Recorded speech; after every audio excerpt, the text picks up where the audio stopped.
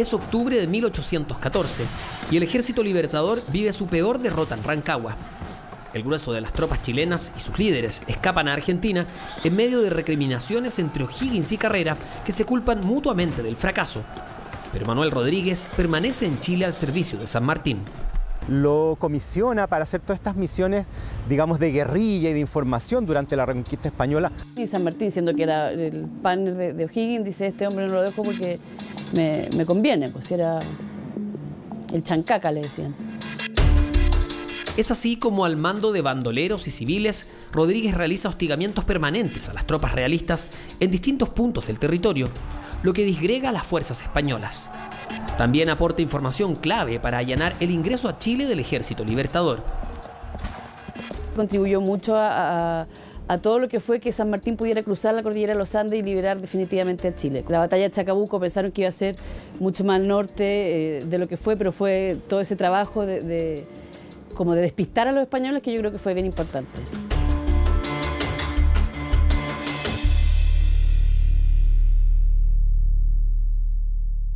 Bueno, estamos en los pasillos del Archivo Nacional. Vamos a entrar al depósito de la bóveda, en donde vamos a revisar algunos documentos que dan cuenta de los pequeños vestigios que tenemos de Manuel Rodríguez. ¿Qué documentos se encuentran acá? Hay distintos tipos de documentos, y entre ellos hay una carta a Manuel Rodríguez que me gustaría que vieran, porque es de las pocas cosas que te digo que tenemos sobre el proceso. Él se vincula con muchos ladrones, bandoleros, saqueadores en los caminos. Explícame eso, ¿por qué? Porque... ¿A qué te refieres con ese tipo de accionar? Lo que hace Rodríguez, el guerrillero, guerra de guerrilla. Atacar, se escapa, ataca, sale de un lugar. Por eso quizás también se envuelve en él este halo fantasmagórico, que es un tipo que no aparece, bueno, da franca batalla. Y en eso, ¿quiénes son los que mejor conocen los lugares o los terrenos? Son los forajidos. Los mitos abundan, como cuando abrió la puerta del carruaje a Casimiro Marcó del Pont, disfrazado de mendigo. En el Museo Histórico Nacional está el vehículo original de quien fue el último gobernador de la corona española en Santiago de Chile. El tema es que ese tipo de anécdotas es muy difícil poder aseverarla, uno no puede descartarla. Son parte de la construcción del mito, ¿no? Son parte de la construcción del mito, no sabemos si son mentira o verdad, pero no hay documentos que nos den cuenta de la efectividad, de la veracidad de esos hechos. Lamentablemente lo que tenemos de Rodríguez es poco. Un decreto que suscribe junto a José Miguel Carrera y una carta que Rodríguez le envía al propio Bernardo O'Higgins 6 años antes de ser asesinado. Santiago, enero 20 de 1812. Señor don Bernardo O'Higgins, muy señor mío y mi jefe. Nada estima el hombre como su reputación, y a mí me duele ver la mía equivocada, a efecto de informes infieles que han sembrado mis enemigos con injusticias. Manuel Rodríguez aparece como un personaje incómodo para Bernardo O'Higgins por una actitud, podríamos decir, díscola, ¿no? Hay varias situaciones que a él lo muestran como alguien que no está muy dispuesto a acatar este nuevo estado de cosas, que es Bernardo O'Higgins como director supremo. La victoria en la batalla de Chacabuco en febrero de 1817 marca el ingreso triunfal del Ejército Libertador de los Andes al mando de San Martín. A los 2 días ocupan Santiago y este es nombrado director supremo, pero declina a favor de O'Higgins. Manuel Rodríguez avanza contra los españoles al sur de la capital. Se va a tomar la localidad de Melipilla y luego San Fernando. Y en San Fernando él va a quedar con un cargo político-militar, en la primera etapa de la Patria Nueva, ¿no? Y O'Higgins le va a solicitar que deje ese cargo y se venga a Santiago, y Manuel Rodríguez no lo obedece. Y O'Higgins lo manda a meter preso, ¿no? Y Rodríguez se fuga y se presenta ante San Martín, con quien sí tenía confianza. Pero las tropas españolas estaban lejos de ser derrotadas. En marzo de 1818, diezman al Ejército Libertador cerca de Talca en el desastre de Cancha Rayada. La derrota y el rumor de la muerte de O'Higgins causan pánico en la capital. Rodríguez organiza la resistencia al grito de «Aún tenemos patria, ciudadanos», y crea el regimiento Húsares de la Muerte. Su emblema, una calavera con 2 huesos cruzados. Lo que significaba eso en esa época cuando se hizo era: acá o le ganamos a los españoles o no había nada más que no fuera el triunfo absoluto sobre los españoles. Y eso fue como o morir o ganar, en el fondo, entre comillas. Eso era su calavera con los 2. Aquí entra en juego un personaje de bajo perfil, pero que cumple un rol gravitante en la conspiración para asesinar a Rodríguez. Bernardo Monteagudo es un personaje bastante turbio, ¿no? Es como el jefe de la inteligencia, por así decirlo, ¿no? De la Revolución Chilena y del bando de O'Higgins. Es miembro de la Logia Lautarina, una organización secreta que mueve los hilos del poder en las sombras. Enterado de la derrota en Cancha Rayada, Monteagudo huye a Mendoza. Y cuando llega a Mendoza se encuentra con los hermanos Carrera sometidos a juicio. Y él dice, no, este juicio hay que hacerlo sumario y a estos sujetos hay que eliminarlos, porque Chile se ha perdido, y los ejecuta. Ignoraba que el ejército libertador reagrupado en los llanos de Maipú derrotaría a los españoles en abril, consolidando la independencia. La nota trágica es que tras la victoria, O'Higgins suscribe un decreto que absuelve a los Carrera. Esa nota llega cuando los Carrera ya han sido ejecutados. Con la sangre fresca en las manos, Monteagudo regresa a Chile. La noticia del crimen enciende los ánimos en la capital, al punto que un cabildo abierto convocado para tratar otros temas deriva en una protesta contra el gobierno. Parten al Palacio de Gobierno desde el cabildo estos personajes, entre los cuales va Manuel Rodríguez, con una poblada. Y le exigen que, en vista de que no hay una constitución vigente, el poder de Bernardo O'Higgins como director supremo sea manejado, controlado o matizado por el Cabildo de Santiago en representación del pueblo hasta que se convoque a un congreso. Y eso, por supuesto, O'Higgins no lo va a tolerar. Y menos con Manuel Rodríguez, que más encima entra al Palacio de Gobierno arriba de un caballo, ¿no? Manuel Rodríguez es encarcelado y comienza la conspiración para asesinarlo.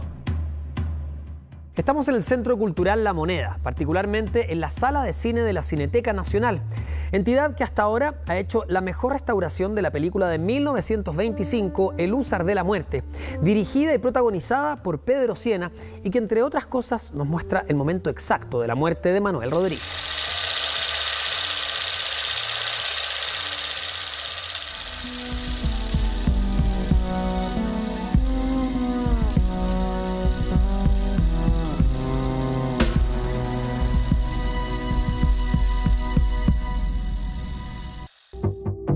La primera lesión importante que recibió fue con un arcabuz, con un pistolete.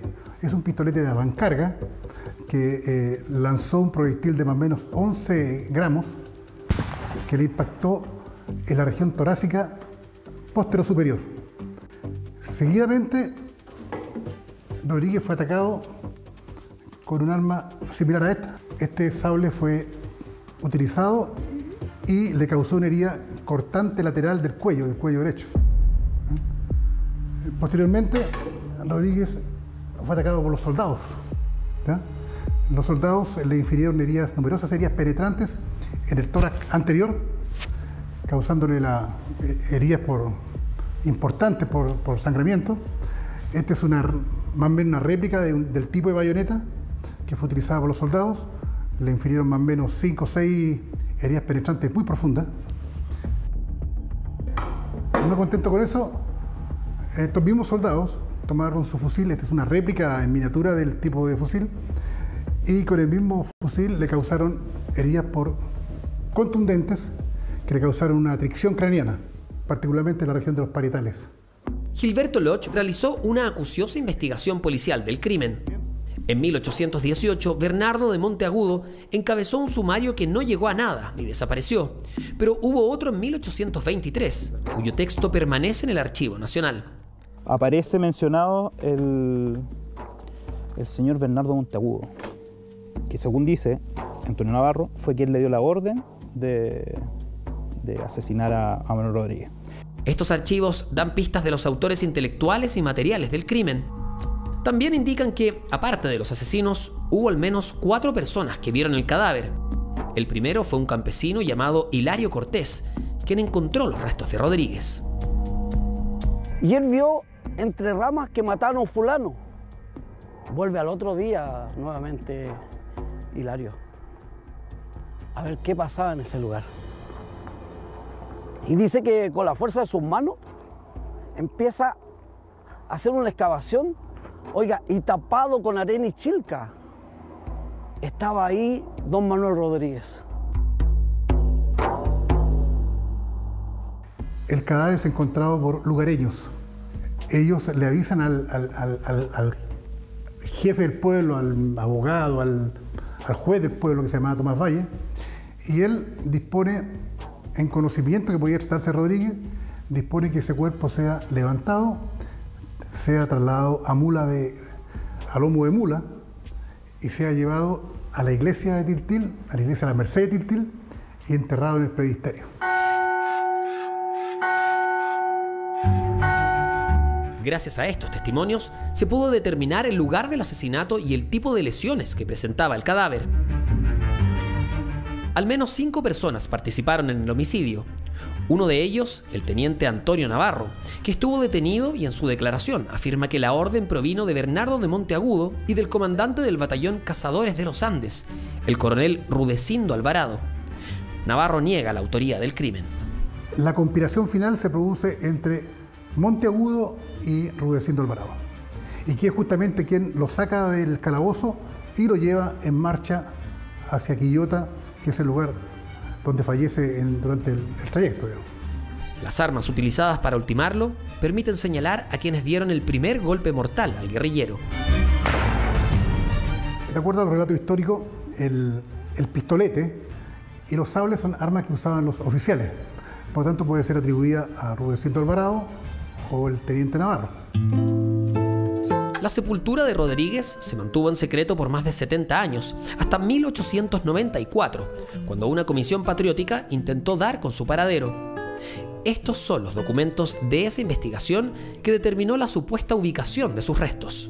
Dice, excelentísimo señor, doctor Allende Ríos, Justo Abel Rosales y Abelardo Carvajal, que forman un comité patriótico encargado de buscar los restos del insigne Manuel Rodríguez, asesinado en Tiltil el 26 de mayo de 1818.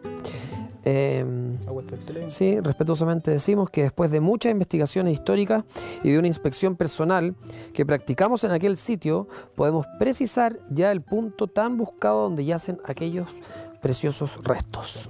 El diagrama muestra el punto donde fue exhumado el supuesto cadáver de Manuel Rodríguez. Había otros 2 cuerpos sepultados en ese mismo sitio. Esto aquí se dice que hay 3 cuerpos. Hay 2 cuerpos así y uno así. El de Manuel Rodríguez sería el que está así, ¿no? Sí. El que está en posición vertical, digamos. Eso, claro. ¿Y eso sería como por acá? Sí, pues toda esta parte. Todo este espacio. Tenemos que pensar que este lugar era un cementerio indígena, por lo que podemos deducir que también hay muchos más cuerpos. Es en esa zona donde se excavó en 1894. Exhumaron ahí partes de un cráneo y trozos de ambas mandíbulas, 7 vértebras y 7 costillas. En total, 35 fragmentos óseos. El cuerpo humano tiene 206 huesos. Por lo tanto, estos 35 fragmentos corresponden más o menos a un 8 o a un 10% de un cadáver. Son esos los restos exhumados y sepultados posteriormente en el cementerio general. Sus restos llegan a un mausoleo del ejército, a uno de los tantos mausoleos que tiene el ejército acá, y recién en 1911 son trasladados hasta este mausoleo, el cual el ejército siempre lo encomienda al arquitecto Tebaldo Bruñoli, que diseñe un monumento entonces para Manuel Rodríguez. No hay certeza específica que esas osamentas sean las de Manuel Rodríguez, ya que no había pruebas de ADN en aquella época. Además, los sellos de la tumba fueron violados en los 80. La primera hipótesis es que efectivamente puede que sean los restos de Manuel Rodríguez, pero no más de un 10%. El segundo escenario es que en ese lugar esté enterrado un cadáver, que también es el 10%, pero que no sea de Manuel Rodríguez. Y la tercera hipótesis, la más grave de todas, es que tal vez ni siquiera existe un cadáver dentro, porque esa tumba fue violada. Pero hay más. En Tiltil hay una leyenda que dice que el cadáver no estaba sepultado desde donde exhumaron los huesos. Una ventana del templo, que hoy no existe, permitía el paso de la luz del sol y a una hora determinada señalaba un punto en el altar, pero era solo un indicio para indicar el verdadero lugar de su sepultura. Esa luz daba justamente al lado derecho del altar. Y se cuenta que en ese lugar fue sepultado Manuel Rodríguez. Pero otra historia también cuenta que desde ese lugar es una marca para contar 20 pasos hacia el centro de la iglesia, que es donde está realmente sepultado Manuel Rodríguez. astuto como es el vino. Y el mito no acaba ahí, porque hay otras versiones que indican que el cuerpo fue trasladado por sus partidarios a otro lugar de manera secreta. Puede estar en Pumanque, en una iglesia junto con la madre de su hijo. En el fondo, bueno, esa iglesia se destruyó para el terremoto, así que la investigación por ese lado quedó hasta ahí nomás. En esa iglesia yace Francisca de Palma Segura y Ruiz, madre de Juan Esteban Rodríguez, el único hijo del guerrillero, y dicen que junto a ella además habría otro cadáver. Todos estos antecedentes fueron presentados en agosto de 2021 ante tribunales por Juan Rodríguez Cruz, descendiente del prócer, y así se inicia una investigación judicial por secuestro y desaparición forzada. Habiendo hecho numerosas denuncias, numerosas acciones legales, hasta el día de hoy el principal héroe más querido por los chilenos, aún no tenemos certeza dónde se encuentra su cadáver. Hoy el caso lo investiga el magistrado del 34º Juzgado del Crimen y las diligencias están a cargo de la PDI. Se ordenó reconstruir el árbol genealógico de Manuel Rodríguez, ubicar las tumbas de sus padres y hermanos, como también a todos los descendientes vivos, y así fijar los lugares donde podrían estar sus osamentas, por lo que se esperan nuevas exhumaciones en los puntos donde se supone podría estar enterrado. Mientras, el misterio que rodea el paradero de los huesos de Manuel Rodríguez persiste y alimenta su leyenda. Dicen que es Manuel Rodríguez y que se lo llevan camino.